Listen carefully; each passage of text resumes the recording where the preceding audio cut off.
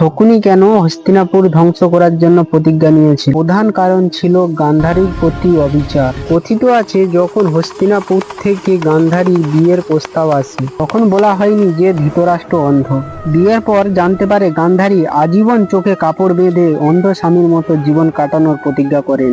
এই ঘটনা শকুনি ও তার পরিবারকে প্রচন্ড কষ্ট দেয়। সুবল রাজা হস্তিনাপুরের শক্তিশালীর সামনে অসহায় ছিল। দ্বিতীয় কারণ ছিল ভীষ্ম নাকি সন্দেহ করতেন গান্ধার রাজ কৌরবদের ক্ষতি করে। এর জন্য সুবল রাজাকে বন্দী করা হয়। খেতে না দিয়ে তাদেরকে মৃত্যুর মুখে ঠেলে দেওয়া হয়। মৃত্যুর সময় সুবল রাজা আদেশ, হস্তিনাপুরের ধ্বংস ঘটাবে তুমি শকুনি।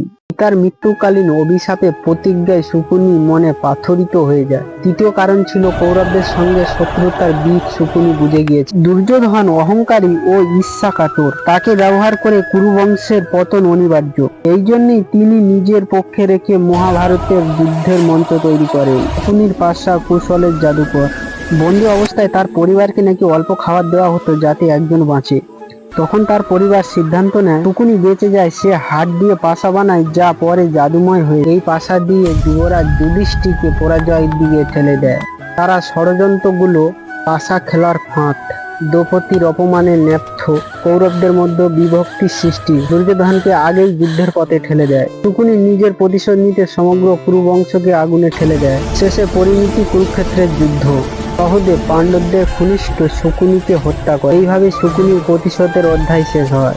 হরে কৃষ্ণ।